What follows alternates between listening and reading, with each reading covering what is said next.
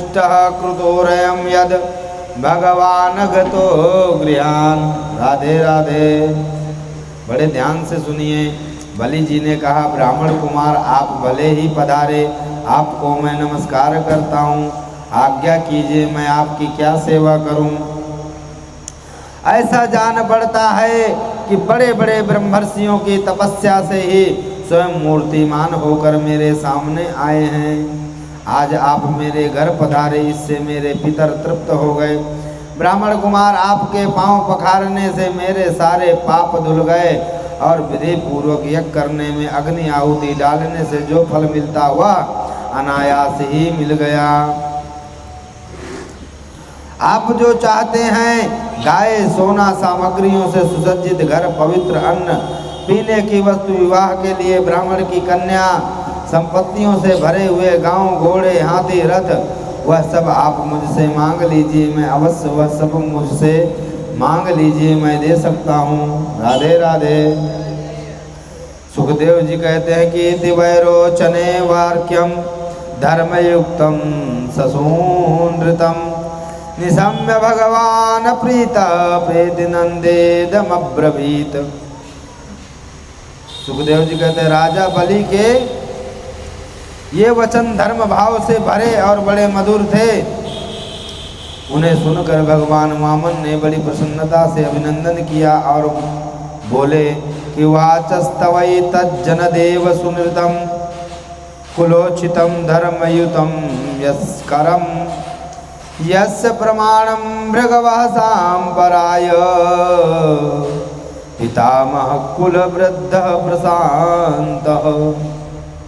क्या बोले भगवान कि हे राजन, आपने जो कुछ कहा वह आपकी कुल परंपरा के अनुरूप और धर्म भाव से परिपूर्ण है।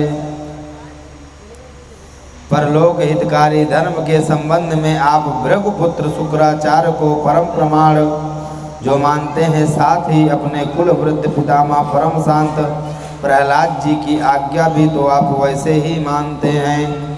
आपकी वंश परंपराएं कोई धैर्यहीन अथवा कृपण पुरुष कभी नहीं हुआ, ऐसा भी कोई जो एक बार किसी को कुछ देने की प्रतिज्ञा करके बाद में मुकर जाए। आपके कुल में ही हिरणाक्ष जैसे वीर का जन्म हुआ था। वह वीर जब हाथ में गदा लेकर अकेला ही दिग्विजय के लिए निकला। विष्णु भगवान माया रचने वालों में सबसे बड़े और समय को खूब पहचानते हैं। जब उन्होंने देखा कि हिरण्यकश्यप तो हाथ में शूल लेकर काल की भांति मेरे ही ऊपर धावा कर रहा है, तब उन्होंने विचार किया और जैसे संसार के प्राणियों के पीछे मृत्यु लगी रहती है, वैसे ही मैं जहाँ जहाँ जाऊँगा वहीं वहीं यह मेरा पीछा करेगा, इसलिए मैं इसके हृदय में प्रवेश कर जाऊँ जिससे यह मुझे देख ना सके, क्योंकि यह तो बर्हिमुख है, बाहर की वस्तुएं ही देख सकता है। आसुर शिरोमणि जिस समय हिरण्यकश्यप उन पर झपट रहा था, उसी समय ऐसा निश्चय करके डर से कांपते हुए विष्णु भगवान ने अपने शरीर को सूक्ष्म बना लिया और उसके प्राणों के द्वारा नासिका में होकर हृदय में जा बैठे। बोलो, पहले ऐसे ऐसे राक्षस थे कि भगवान को छुपना पड़ता था। हिरण्यकश्यप ने उनके लोगों को भली भांति छान डाला, परंतु उनका कहीं पता न चला। इस पर क्रोधित होकर वह सिंहनाद करने लगा। उस वीर ने पृथ्वी, स्वर्ग, दिशा, आकाश, पाताल और समुद्र सब कहीं विष्णु भगवान को ढूंढा, परंतु वो कहीं नहीं उसे दिखाई पड़े। उनको कहाँ ना देखकर, कहीं ना देखकर वह कहने लगा, मैंने सारा जगत छान डाला परंतु वह मिला नहीं। अवश्य ही वह भ्रातृघाती उस लोक में चला गया जहाँ जाकर फिर लौटना नहीं होता। बस अब उससे वैर भाव रखने की आवश्यकता नहीं, क्योंकि वैर तो देह के साथ ही समाप्त हो जाता है। क्रोध का कारण अज्ञान है और अहंकार से उसकी वृद्धि होती है। राजन, आपके पिता प्रहलाद नंदन विरोचन बड़े ही ब्राह्मण भक्त थे, यहाँ तक कि उन्होंने शत्रु देवताओं ने ब्राह्मण वेश बनाकर उनसे आयु का दान मांगा। राजा बलि ने कहा, ब्राह्मण कुमार, तुम्हारी बातें तो वृद्धों जैसी हैं, परंतु तुम्हारी बुद्धि अभी बच्चों की सी ही है। अभी तुम हो भी तो बालक ही ना, इससे अपनी हानि लाभ नहीं समझ रहे। मैं तीनों लोगों का एकमात्र अधिपति हूँ और द्वीप का द्वीप दे सकता हूँ। जो मुझे अपनी माड़ी से प्रसन्न कर ले और मुझे केवल 3 टग भूमि मांगे, वह भी क्या बुद्धिमान कहा जा सकता है। आप मेरे हिसाब से दक्षिणा मांगो। ब्रह्मचारी जी, जो एक बार कुछ मांगने के लिए मेरे पास आ गया, उसे फिर कभी किसी से कुछ मांगने की आवश्यकता नहीं पड़ी। इसीलिए रक्षा बांधते समय बोला जाता है, हेन बद्धो बलि राजा दानवेंद्रो महाबल तेन त्वामनुवदनामि रक्षे माचल माचल। ये हाथ राजा बलि की तरह हूँ दान करने में। दान कैसा होना चाहिए कि अपने को ज़्यादा न लगे और पाने वाले को कम ना लगे। क्यों? ब्राह्मण से पूछना गलत बात है, आप कितना लेंगे, क्योंकि ब्राह्मण अगर दक्षिणा बोलेगा तो आप दे नहीं पाओगे। भगवान बोले, शंकर की तरह स्वर्ण कुटिया छोड़कर शमशान में जाना पड़ेगा। राधे राधे। क्योंकि ब्राह्मण तो जन्मजात लालची है। श्री भगवान ने कहा, राजन, संसार के सब प्यारे विषय एक मनुष्य की कामनाओं को भी पूर्ण करने में समर्थ नहीं। यदि वह अपनी इंद्रियों को वश में रखने वाला संतोषी ना हो, जो 3 पग भूमि से संतोष नहीं कर लेता, उसे 9 वर्ष से युक्त एक द्वीप भी दे दिया जाए तो भी वह संतुष्ट नहीं हो सकता। मन ही न भरे विषयों के भोग से तो कितना भी हो कम ही पड़ता रहेगा। इसीलिए सारी उम्र कमाते कमाते निकल जाती है, क्योंकि हमें हमेशा कम ही लगता है।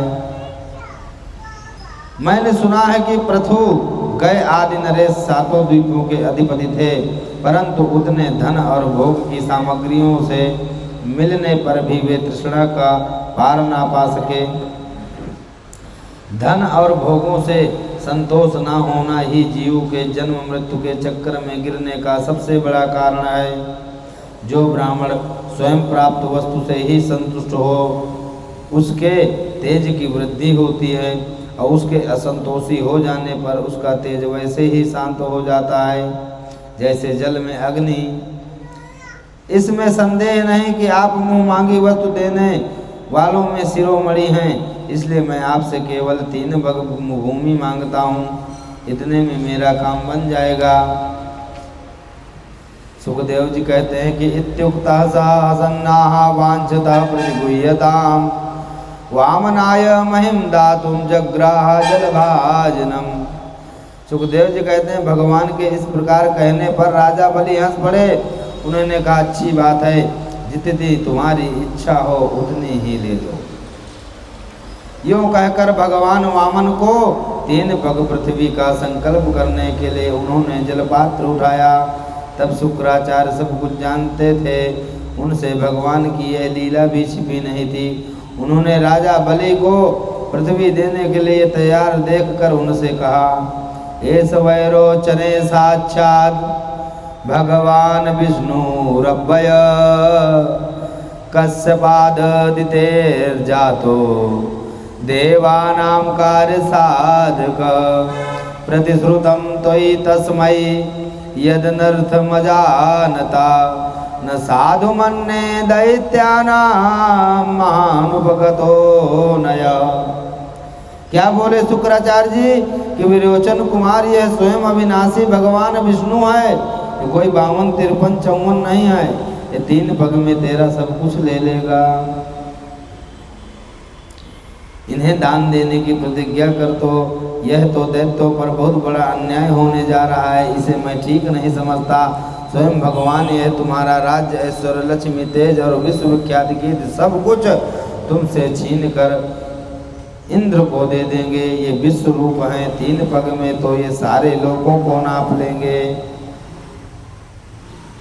असुर शिरोमणि, यदि तुम्हें अपनी प्रतिज्ञा टूट जाने की चिंता हो तो मैं इस विषय में तुम्हें कुछ ऋग्वेद की श्रुतियों का आशय सुनाता हूँ।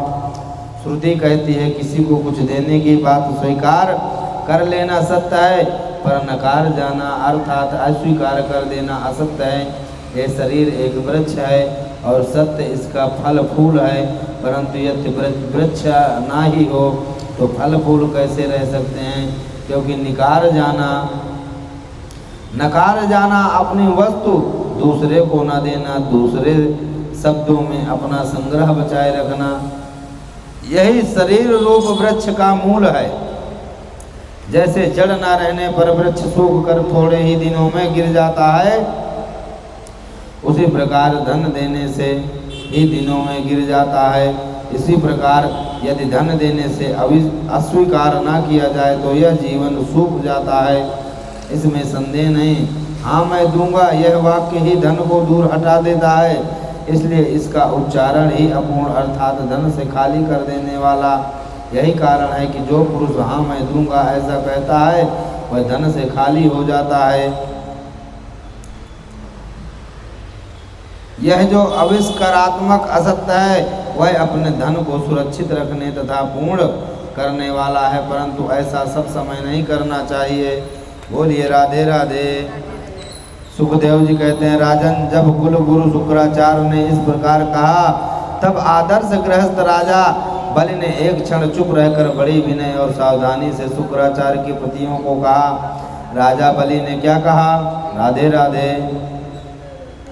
राजा बलि ने कहा, सत्यम भगवता प्रोक्तम धर्मोयम गृह मेदिनाम अर्धकामम यशो वृद्धिम योनो बाधेते कंचिद। राजा बलि कहा, भगवान आपका कहना सत्य है। गृहस्थ आश्रम में रहने वालों के लिए वही धर्म है जिससे अर्थ काम यश और आजीविका के कभी किसी प्रकार बाधा न पड़े। परंतु गुरुदेव मैं प्रहलाद जी का पौत्र हूँ और एक बार देने की प्रतिज्ञा कर चुका हूँ, अतः तब मैं धन के लोभ से ठग की भांति इस ब्राह्मण को कैसे कहूँ कि मैं तुम्हें नहीं दूंगा। इस पृथ्वी ने कहा कि असत्य से बढ़कर कोई अधर्म नहीं, मैं सब कुछ सहने में समर्थ हूँ, परंतु झूठे मनुष्य का भार मुझसे नहीं सहा जाता।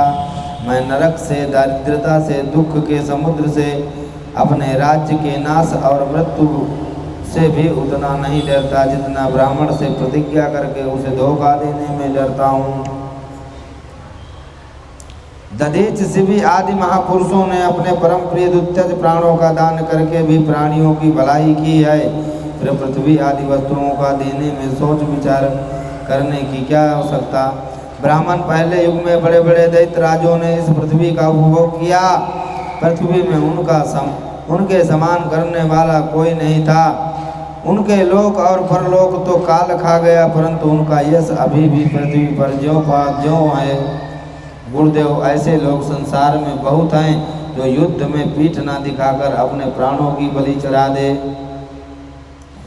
सुखदेव जी कहते हैं, जब शुक्राचार्य जी ने देखा कि मेरा यह शिष्य गुरु के प्रति अश्रद्धालु है तथा मेरी आज्ञा का उल्लंघन कर रहा है, तब दैव की प्रेरणा से उन्होंने राजा बलि को शाप दिया।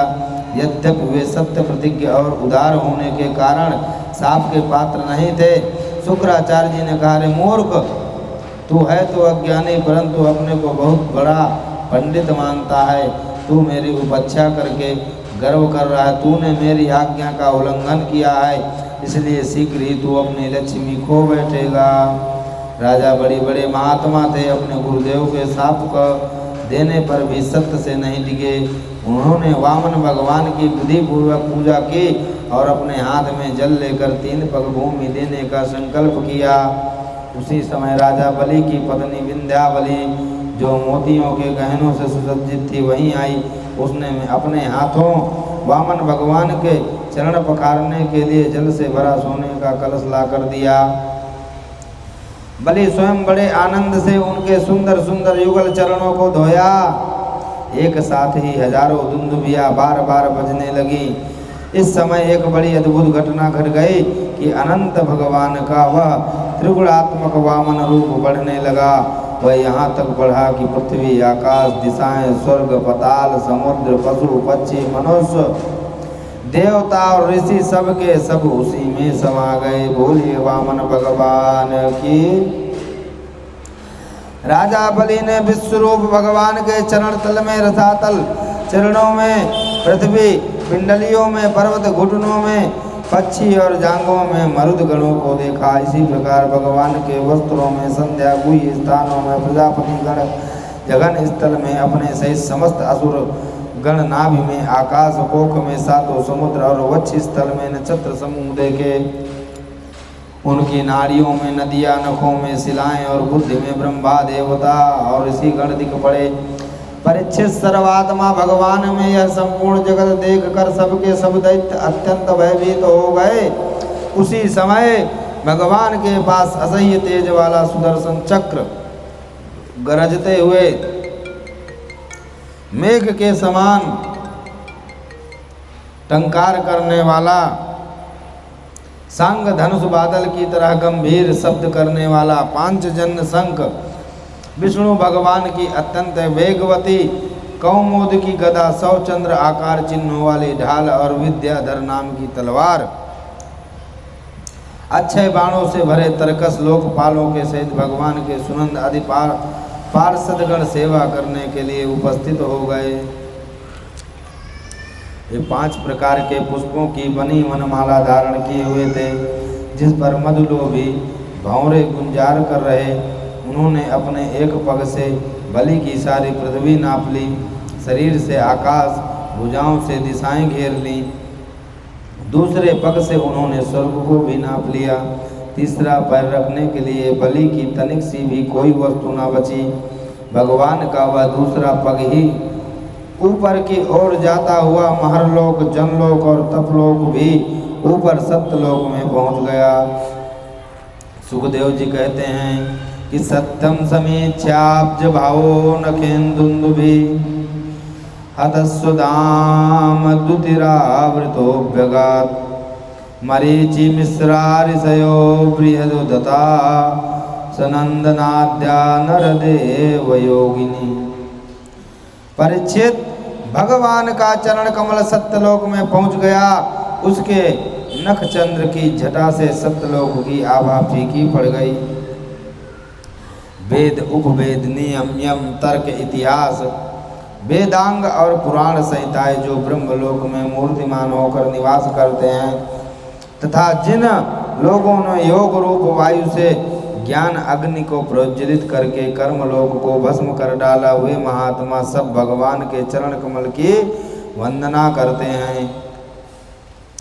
भगवान ब्रह्मा की कीर्ति बड़ी पवित्र है। ये विष्णु भगवान के नाभि कमल से उत्पन्न हुए। अगवानी करके बाद में उन्होंने स्वयं विश्वरूप भगवान के ऊपर उठे हुए चरण का अर्घपाद से पूजन किया, प्रक्षालन किया। पूजा करके बड़े प्रेम और भक्ति से उन्होंने भगवान की स्तुति की। परीक्षित, ब्रह्मा के कमंडलों का वही जल विश्वरूप भगवान के पांव पखारने से पवित्र होने के कारण उन गंगा जी के रूप में परिणित हो गया। बोलिए लक्ष्मी नारायण भगवान की।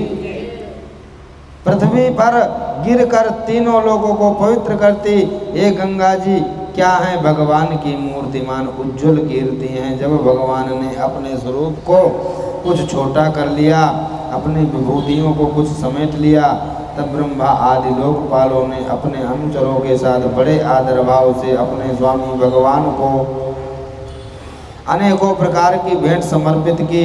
उन लोगों ने जल, उपहार, माला, दिव्य गंधर्वों से भरे अंगराग, सुगंधित धूप, दीप, खील, अक्षत, फल, अंकुर भगवान की महिमा और प्रभाव से युक्त स्तोत्र जय घोष किए। दैत्यों ने देखा कि वामन जी ने 3 पग पृथ्वी मांगने के बहाने सारी पृथ्वी ही छीन ली।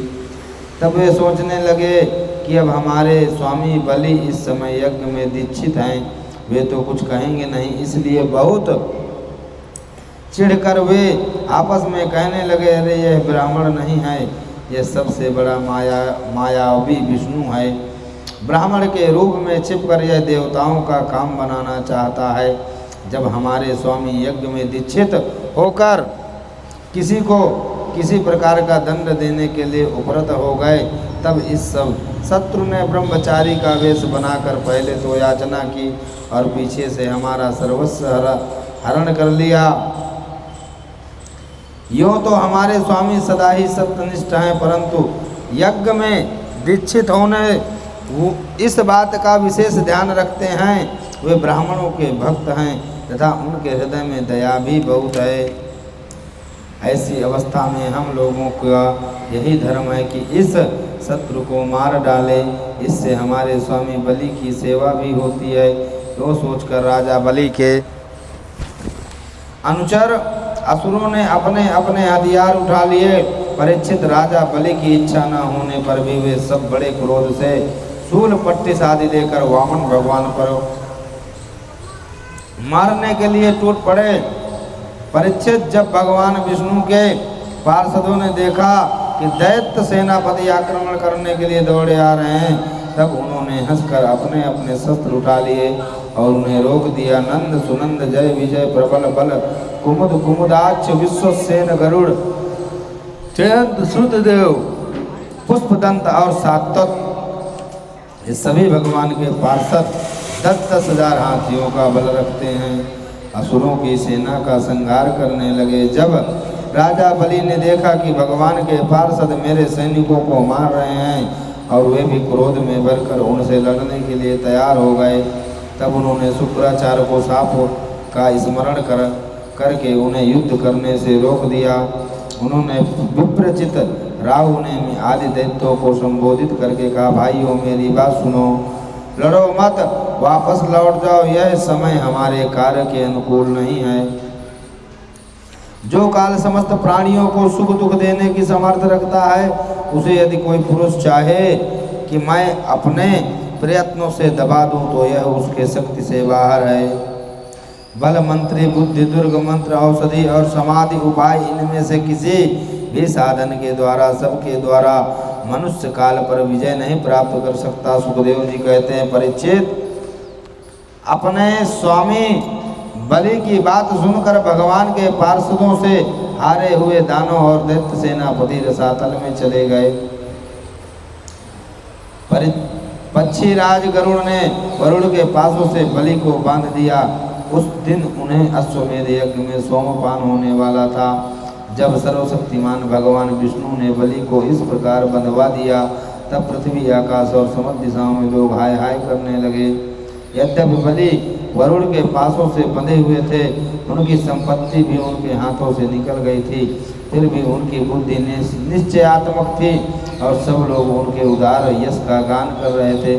परीक्षित उस समय भगवान ने बलि से कहा, असुर तुमने मुझे पृथ्वी 3 पग दिए थे, 2 पग में तो मैंने सारी त्रिलोकी नाप ली, अब तीसरा पग पूरा करो। जहाँ तक सूर्य की गर्मी पहुँचती है, जहाँ तक नक्षत्रों और चंद्रमा की किरणें पहुँचती हैं और जहाँ तक बादल जाकर बरसते हैं, वहाँ तक की सारी पृथ्वी तुम्हारे अधिकार में थी।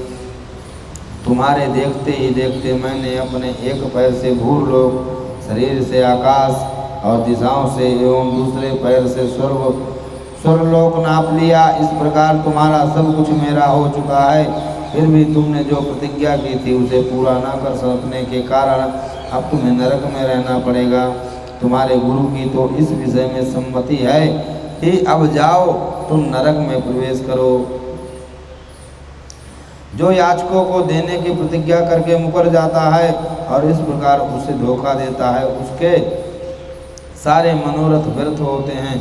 स्वर्ग की बात तो दूर रही, उसे नरक में गिरना पड़ता है। बोलिए राधे राधे। तुम्हें इस बात का बड़ा घमंड था कि मैं बड़ा धनी हूँ, तुमने मुझसे दूंगा ऐसी प्रतिज्ञा करके फिर धोखा दे दिया। सुखदेव जी कहते हैं, एवं विप्रकृतो राजन बलिर्भगवता सुरः विद्यमानोऽप्यभिन्नात्मा प्रत्याह विकलों वचः। परीक्षित, इस प्रकार भगवान ने असुर राज बलि का बड़ा तिरस्कार किया और उन्हें धैर्य से विचलित करना चाहा, परंतु वे तनिक भी विचलित न हुए।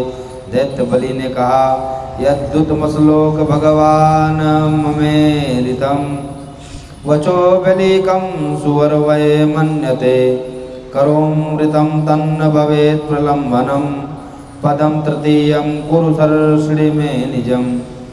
देवताओं के आराध्य देव, आपकी कीर्ति बड़ी पवित्र है। क्या आप मेरी बात को असत्य समझते हैं? ऐसा नहीं है, मैं उसे सत्य कर दिखाता हूँ। आप धोखे में नहीं पड़े। आप कृपा करके अपना तीसरा पग मेरे सिर पर रख दीजिए। मुझ में नरक में जाने का अथवा राज्य से च्युत होने का भय नहीं। मैं पास में बंधने अथवा अपार दुख में पड़ने से भी नहीं डरता। मेरे पास फूटी कौड़ी भी ना रहे अथवा आप मुझे घोर दंड दे तो भी इसका भय नहीं। मैं डरता हूँ केवल अपकीर्ति से। अपने पूजनीय गुरुजनों के द्वारा वो दिया हुआ दंड तो जीव मात्र के लिए अत्यंत वांछनीय है, क्योंकि वैसा दंड माता पिता भाई सुहृद मोहवश नहीं दे पाते। आप छिपे रूप से अवश्य ही हम असुरों को श्रेष्ठ से शिक्षा दिया करते हैं। जिनकी ऐसी महिमा ऐसी अनंत लीलाएं हैं, वही आप मुझे दंड दे रहे हैं और वरुण पास से बांध रहे हैं। इसकी ना तो मुझे कोई लज्जा है, ना किसी प्रकार की व्यथा। हे प्रभु, पितामह प्रहलाद जी की कीर्ति सारे जगत में प्रसिद्ध है। वह आपके भक्तों में श्रेष्ठ माने गए हैं। उनके पिता हिरण्याकश्यप ने आपसे वैर विरोध रखने के कारण उन्हें अनेकों प्रकार दुख मिला। सुखदेव जी कहते हैं, परीक्षित राजा बलि इस प्रकार कह ही रहे थे कि उदय होते हुए चंद्रमा के समान भगवान के प्रेम पात्र प्रहलाद जी वहाँ आ पहुँचे। राजा बलि ने देखा कि मेरे पितामह बड़ा स्त्री संपन्न हैं, कमल के समान कोमल नेत्र हैं, लंबी लंबी भुजाएं हैं, सुंदर ऊंचे और श्यामल शरीर, पीताम्बर धारण किए हुए हैं। उन्हें सिर झुकाकर प्रणाम किया। प्रहलाद जी ने देखा कि भक्त वत्सल भगवान वहीं विराजमान हैं। प्रेम के उद्रेक भाव से प्रहलाद जी का शरीर पुलकित हो गया, उनकी आंखों से आंसू छलक आए। प्रहलाद जी ने कहा, हे प्रभु, आपने ही बलि को यह ऐश्वर्यपूर्ण इंद्र पद दिया था। आज आपने ही उससे छीन लिया। आपका देना जैसा सुंदर है वैसे ही सुंदर लेना भी है। मैं समझता हूँ कि आपने इस पर बड़ी भारी कृपा की है। जो आत्मा मोहित करने वाली राज्य लक्ष्मी से इसे अलग कर दिया। प्रभु, लक्ष्मी के मद से तो विद्वान पुरुष भी मोहित हो जाते हैं। सुखदेव जी कहते हैं कि परीक्षित प्रहलाद जी की अंजलि बांध कर खड़े थे। उनके सामने ही भगवान ब्रह्मा जी ने वामन भगवान से कुछ कहना चाहा, परंतु इतने में ही राजा बलि की परम साध्वी पत्नी विंध्याचली ने अपने पति को बंधा देखकर भयभीत हो भगवान के चरणों में प्रणाम किया और हाथ जोड़कर मुंह नीचा कर वह भगवान से बोले कि हे प्रभु, आपने अपनी क्रीड़ा के लिए ही इस संपूर्ण जगत की रचना की है। जो लोग बुद्धि हैं वे ही अपने को इसका स्वामी मानने लगते हैं, जब आप ही इसके कर्ता धर्ता हैं, संघर्ता हैं। आपकी माया से ही मोहित होकर अपने को झूठ मूठ करता मानने वाले निर्लज्ज आपको समर्पण क्यों नहीं करेंगे। ब्रह्मा जी ने कहा, समस्त प्राणियों के जीवन दाता, उनके स्वामी और जगत स्वरूप देवता हरिदेव प्रभु आप ही हैं। अब आप इसे छोड़ दीजिए। जो मनुष्य सच्चे हृदय से कृपणता छोड़कर आपके चरणों में जल का अर्घ देता है और केवल दुर्वाद दल से भी आपकी सच्ची पूजा करता है, उसे भी उत्तम गति की प्राप्ति होती है। भगवान ने कहा, ब्रह्मा जी, मैं जिस पर कृपा करता हूँ उसका धन छीन लिया करता हूँ, क्योंकि जब मनुष्य धन के मद से मतवाला हो जाता है तब मेरा और लोगों का तिरस्कार करने लगता है। यह जीव अपने कर्मों के कारण विवश होकर अनेक योनियों में भटकता रहता है। मनुष्य योनि में जन्म लेकर यदि कुलीनता, कर्म, अवस्था, रूप, विद्या, ईश्वर और धन आदि के कारण घमंड न हो जाए तो समझना चाहिए कि मेरी बड़ी ही कृपा है। इसका धन छीन लिया, राजपद से अलग कर दिया, तरह तरह के आक्षेप किए, शत्रुओं ने बांध लिया, भाई बंधु छोड़कर चले गए। इतनी यातनाएं भोगनी पड़ी, यहाँ तक कि गुरुदेव ने भी इसको डांटा फटकारा, साप तक दे दिया, परंतु इस दृढ़ व्रति ने अपनी प्रतिज्ञा नहीं छोड़ी। मैंने इसी से छल भरी बातें की, वन में जल छल रखकर धर्म का उपदेश किया, परंतु इस सत्यवादी ने अपना धर्म न छोड़ा। अतः मैंने इसे वह स्थान दिया जो बड़े बड़े देवताओं को भी बड़ी कठिनाइयों से प्राप्त होता है। बलि को संबोधित कर, महाराज इंद्रसेन तुम्हारा कल्याण हो। अब तुम अपने भाई बंधुओं के साथ उस सुतल लोक में जाओ जिसे स्वर्ग लोक देवता भी चाहते हैं। बड़े बड़े लोकपाल भी अब तुम्हें पराजित नहीं कर सकेंगे। दूसरों की तो बात ही क्या है, जो दैत्य तुम्हारी आज्ञा का उल्लंघन करेंगे मेरा चक्र उन्हें टुकड़े टुकड़े कर देगा। मैं तुम्हारे अनुचरों की और भोग सामग्री की भी सब प्रकार से विघ्नों से रक्षा करूंगा।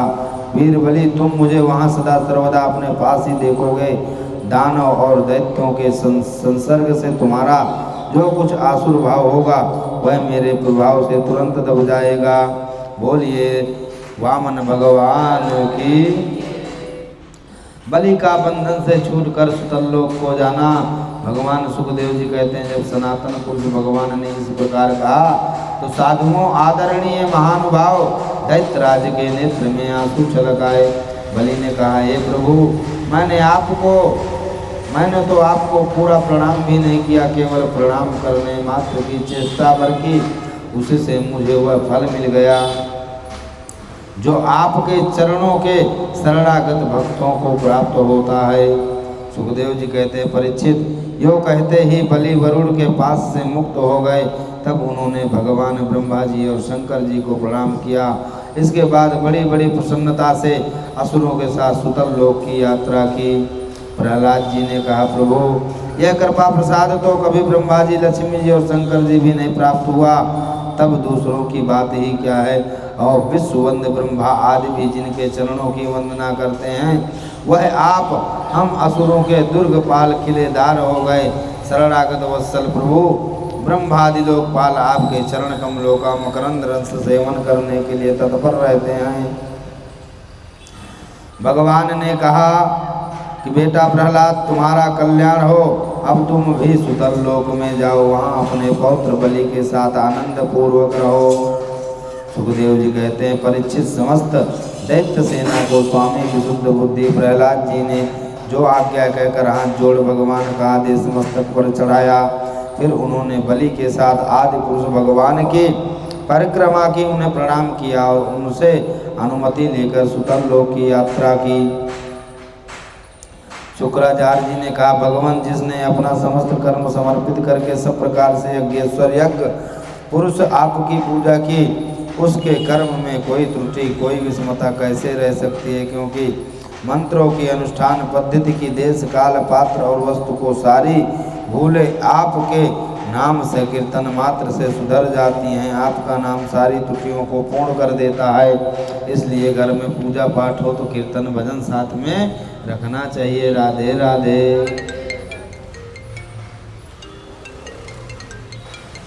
जय सिया राम। हाँ बस निकल रहा हूँ। हाँ ठीक है, निकल रहा हूँ। श्री सुखदेव जी कहते हैं कि भगवान शुक्राचार्य जी ने भगवान श्री हरि का यह आज्ञा स्वीकार करके दूसरे ब्रह्मर्षियों के साथ बलि के यज्ञ में जो कमी रह गई थी उसे पूर्ण किया।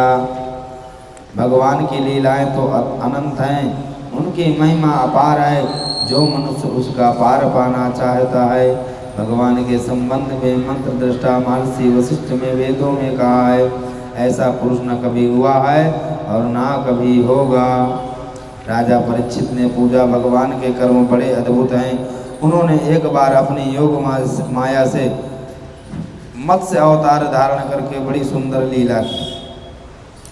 शुद्ध जी कहते हैं, सौनकादि ऋषि जब राजा परीक्षित भगवान सुखदेव जी से यह प्रश्न किया, तब उन्होंने उस विष्णु भगवान का वह चरित्र सुनाया, मत्स्य अवतार धारण किया था, उसका वर्णन किया। सुखदेव जी कहते हैं, परीक्षित, यूँ तो भगवान सबके एकमात्र प्रभु हैं, फिर भी वे गौ ब्राह्मण देवता साधु वेद धर्म और अर्थ की रक्षा के लिए शरीर धारण करते हैं।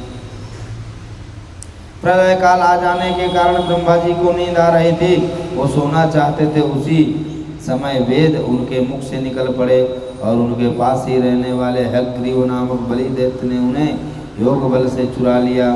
सर्वशक्तिमान भगवान श्री हरि ने दानवराज हयग्रीव की यह चेष्टा जान ली, इसलिए उन्होंने मत्स्य अवतार ग्रहण किया।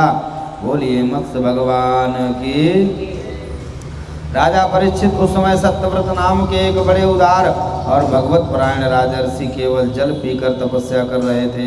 वही सत्यव्रत वर्तमान ने महाकल्प में विश्वस्वान के पुत्र श्राद्ध देव के नाम से विख्यात हुए।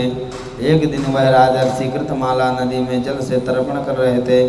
उसी समय अंजलि के जल में एक छोटी सी मछली आ गई। परीक्षित द्रविड़ देश के राजा सत्यव्रत ने उस मछली को अपने घर ले आए। राजा सत्यव्रत ने इस बात का पता नहीं था कि स्वयं भगवान मुझ पर प्रसन्न होकर कृपा करने के लिए मछली के रूप में पधारे हैं। आश्रम पर लाने के बाद एक रात में ही वह मछली कमंडलू से इतनी बड़ी हो गई कि उसमें उसके लिए स्थान न रहा। तब राजा ने बड़ा पात्र मंगाया। कमंडलों में कष्ट पूर्वक नहीं रह सकती। राजन, यह मटका भी मेरे लिए पर्याप्त नहीं है, इसमें भी मैं सुख पूर्वक नहीं रह सकती। और कहाँ जाऊँ राजन, मैं जलचल प्राणी हूँ। इस सरोवर का जल भी मेरे सुख पूर्वक रहने के लिए पर्याप्त नहीं। तब मत्स्य भगवान इस प्रकार कहने लगे। एक एक करके उन्हें अटूट जल वाले सरोवर में ले गए, परंतु किसी भी सरोवर का बड़ा सरोवर होता उतने ही बड़े वो बन जाते। अंत में उन्होंने लील मत्स्य को समुद्र में छोड़ दिया। समुद्र में डालते समय मत्स्य भगवान ने सत्यव्रत से कहा, वीर, समुद्र में बड़े बड़े बलि मगर आदि रहते हैं, वो मुझे खा जाएंगे, इसलिए आप मुझे समुद्र के जल में मत छोड़िए। मत्स्य भगवान की यह मधुर वाणी सुनकर राजा सत्यव्रत मोहमुग्ध हो गए। उन्होंने कहा, मत्स्य का रूप धारण करके मुझे मोहित करने वाले आप कौन हैं? आपने एक ही दिन में 400 कोस के विस्तार का सरोवर घेर लिया। आज तक ऐसी शक्ति रखने वाला जलचर जीव तो मैंने कभी नहीं देखा। पुरुषोत्तम, आपकी जगत की उत्पत्ति, स्थिति और प्रलय के स्वामी आप हैं। मैं आपको नमस्कार करता हूँ। यद्यपि आपके सभी लीला अवतार प्राणियों के अभ्युदय के लिए ही होते, तथापि मैं यही जानना चाहता हूँ, हे कमल नयन। सुखदेव जी कहते हैं, परीक्षित भगवान अपने अनन्य प्रेमी भक्तों पर अत्यंत प्रेम करते हैं। जगतपति मत्स्य भगवान ने अपने प्यारे भक्त राजर्षि सत्यव्रत की प्रार्थना सुनी। भगवान ने कहा, सत्यव्रत, आज से 7वें दिन भूलोक आदि तीनों लोक में प्रलय के समुद्र में डूब जाएंगे। उस समय जब तीनों लोग प्रलय काल की जल राशि में डूबने लगेंगे, तब मेरी प्रेरणा से तुम मेरे पास एक बहुत बड़ी नौका से आएगी। उस समय तुम समस्त प्राणियों के सूक्ष्म शरीर की लेकर सप्तऋषियों के साथ उस नौका पर चढ़ जाना और समस्त धान्य तथा छोटे छोटे अन्य प्रकार के बीजों को साथ रख लेना। उस समय जब और एकमात्र महासागर लहराता होगा, प्रकाश नहीं होगा, केवल प्रकार की विकलता से तुम उस बड़ी नाव पर चढ़कर चलने के कारण नाव डगमगाने लगेगी।